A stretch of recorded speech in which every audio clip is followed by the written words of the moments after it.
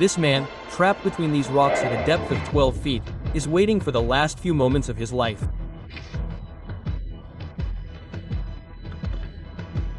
For the last 100 hours, he is sitting alone in Canyonland National Park of US, with his hand stuck under a 360-kilogram rock.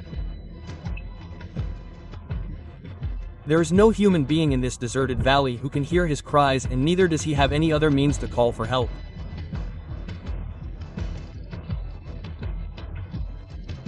After fighting for his life for 5 days, he finally picked up his camera with one hand and started recording his last moments so that after his death, the world can know what happened between these narrow rocks of Blue John Canyon. Once again, happiness in the videos of ZTV. Nazarene, Aaron Rustin was born on the 27th October 1975 in the city of Marion, Ohio. He was just 12 years old when he started participating in sports like skiing and backpacking in his high school. Soon his hobby grew and he started learning other adventure sports like rafting and hiking. He was so fond of adventure sports that Aaron left his 9-to-5 job and started devoting all his time to this adventure sport. After leaving the job, he went straight to Aspen, a city in Colorado. This small resort town surrounded by rocky mountains and filled with snowy peaks remains an open ground for skiing and mountaineering throughout the year. This was the place where Aaron's hobby was now going to become a passion. Actually, a few years before leaving the job, Aaron had selected 3 climbing projects which he wanted to achieve in his annual vacations for the next few years. First, he had to climb all 5914 mountains of Colorado. These were all the peaks of Colorado, which were more than 14 kilometers high. That is why they are called 14. Secondly, he wanted to make a world record by climbing all these mountains in winter, and finally he wanted to climb the highest peaks of all the states of America. By the time he quit his job in late 2002, he had already climbed 36 of the 59 Fortners in winter. And now that he was fully available to the climbing world, achieving this record-breaking feat seemed more possible. After quitting his job, he went on several dangerous hiking trips with his friends, and once he even came back from the jaws of death. Because of his habit of playing with danger, his friends often refused to go with him. And the same happened this time too. One day Aaron and some of his friends planned to go on a hiking trip. But a few days before departure, for some reason, his friends refused to come. Aaron did not intend to go on this trip alone. That is why he thought of going somewhere else in this free time. He decided that he would go to Utah. But where to go in Utah was not decided yet. Usually whenever Aaron went somewhere alone, his roommates would know his whereabouts. But this time, he himself did not know where he would go in Utah. That is why he told only this much to his friends. While traveling on the way, he finally decided that he would go to Canyonlands National Park in Utah and climb in various unknown slot canyons there for the next 5 days. Slot canyons are actually narrow and deep valleys passing between high rocky mountains and plains. There are many such slot canyons in Canyonlands National Park. Every year about 8 lakh tourists visit here. But because this national park is spread over an area of thousands of square kilometers, that is why 95% of its areas remain completely deserted and desolate. The name of one such unknown canyon was Blue John Canyon. On Saturday, April 26, 2003, Aaron reached Canyonlands National Park at around 9 a.m. He parked his truck about 15 miles from Blue John Canyon on a dirt road and then hopped on his bicycle and headed for the canyon.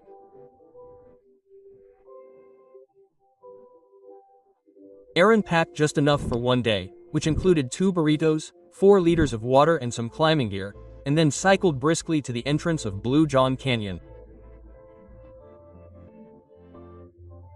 From there, his hike began, and by about 2:30 in the afternoon, Aaron had gone 7 miles inside the canyon.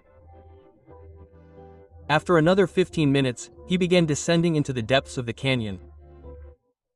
From above, the canyon looked about 11 to 12 feet deep. The sides were getting even more narrow, like a drain, and there were large rocks stuck between the walls. Aaron began descending very cautiously, stepping on the rocks one at a time. Next, he found a rock the size of a bus tire stuck. The plan was that Aaron would hang from this rock and jump to the canyon floor. Moving forward firmly, he grabbed the lower edge of the rock. But before he could put his full weight on it, he heard the sound of the rock sliding. He immediately understood that the rock was moving, and releasing his hand, jumped straight to the floor of the canyon. His landing was a little harder than he had thought. But he had landed in the canyon without any injury. But the very next moment, the same rock slipped and fell straight on Aaron's right hand. For the next several minutes, the frightened Aaron kept screaming loudly in pain and kept trying to free his arm.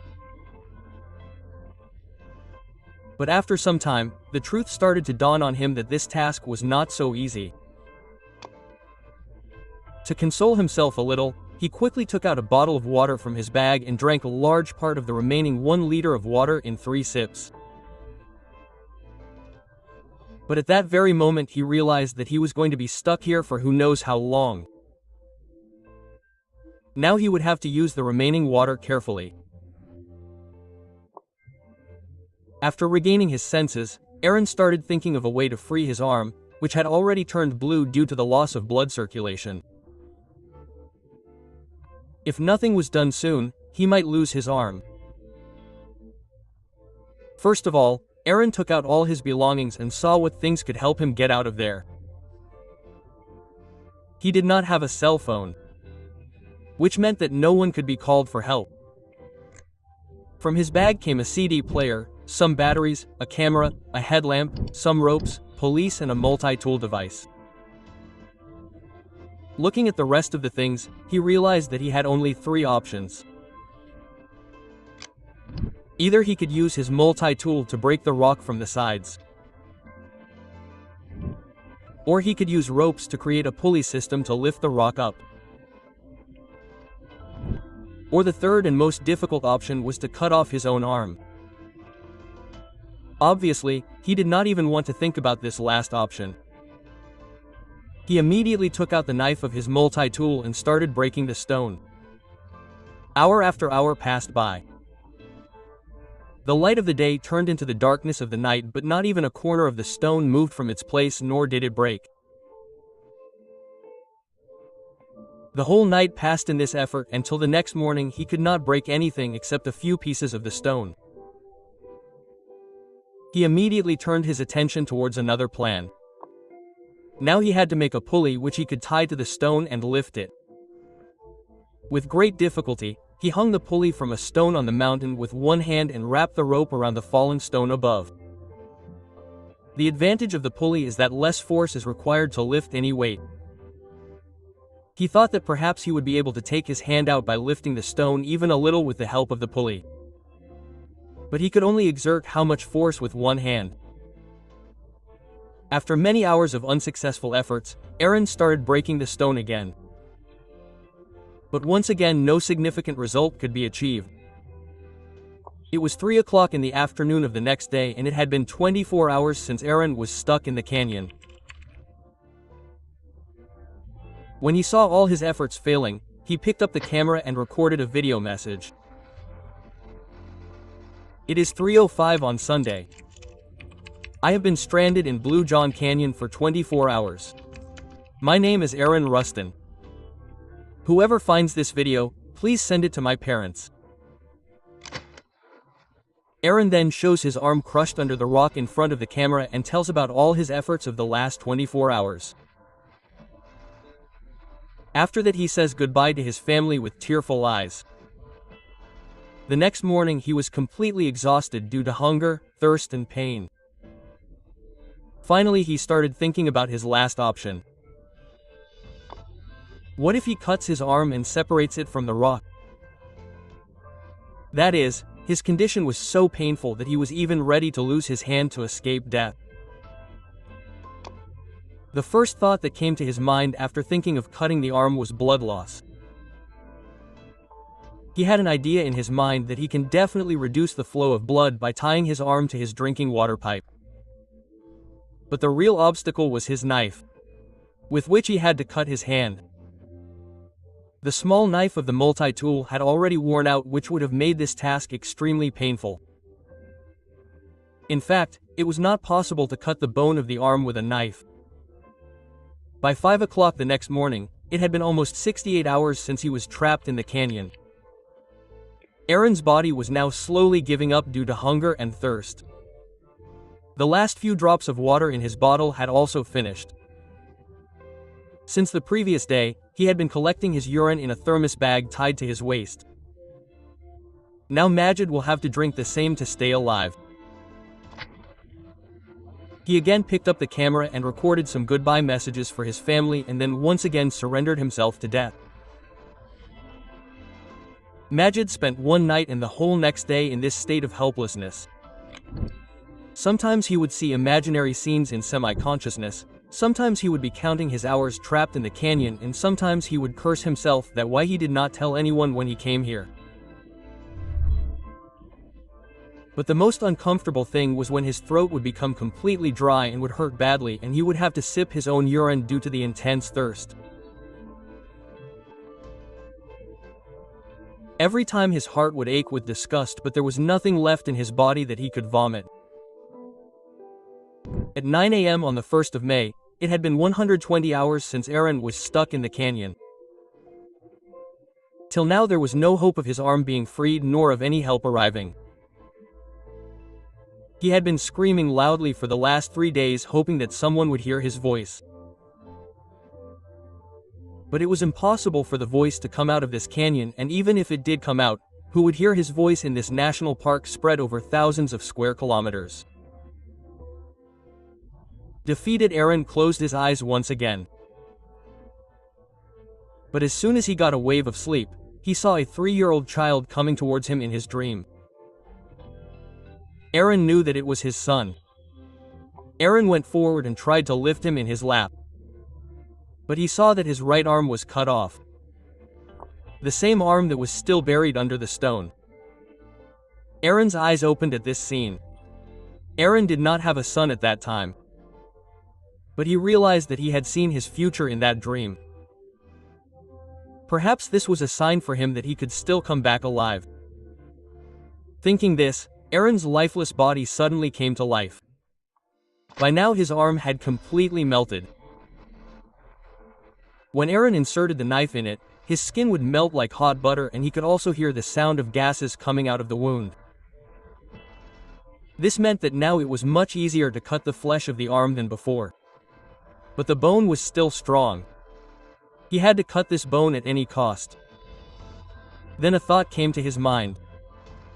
Till now he was only thinking of ways to cut the bone. But he could also break it. His arm was bent at a strange angle behind the stone, and it was so high from the ground that he could stand straight. That is, if he tried to sit on the ground by putting pressure on the bone of his trapped arm, then the bone could break due to the torque. For the first time in the last 5 days, Aaron felt in his heart that now something can happen. Without wasting a moment, Majid did the same and finally broke the bone. Then he freed himself by cutting the rest of the arm with the same knife. But the trouble was not completely over yet. Before all his blood was drained, he had to get out of the canyon and reach his car several miles away. Tired and weak, Aaron finally got out of there by crossing the stones on the ups and downs of the canyon walls with the help of just one hand. A little further, he found a family who had come for the holidays. They gave food and water to Aaron and immediately called for help. After about 4 hours of cutting the arm and 127 hours of being trapped in the canyon, Aaron Rustin was finally rescued with the help of a helicopter. In the last 6 days and 5 nights of physical suffering, his weight had decreased by 40 pounds and blood by 25%. A few days later, a team of 13 people moved the 360 kilograms rock from its place using hydraulic jack and winch and removed Aaron's arm. 6 months after the accident, Aaron reached the same canyon with a TV crew on his 28th anniversary and narrated his entire story. But this was just the beginning. In the coming years, Aaron became a celebrity and also participated in many shows and events. His own book Between Rock and Hard Place was a bestseller in many countries.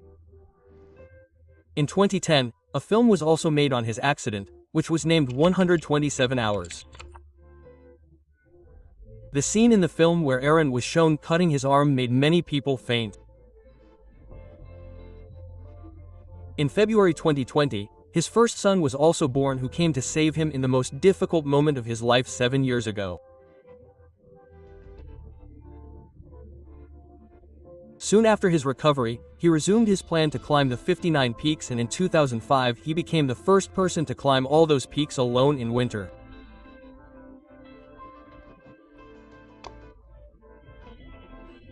Aaron Rustin not only climbs with a prosthetic arm even today, but he is also a corporate motivational speaker who charges several thousand for a session of a few hours. In one of his speeches, he recalled that accident and said that I lost my hand but got my life back. Hope you all will like and share this video of ZMTV. Thank you very much for your loving comments.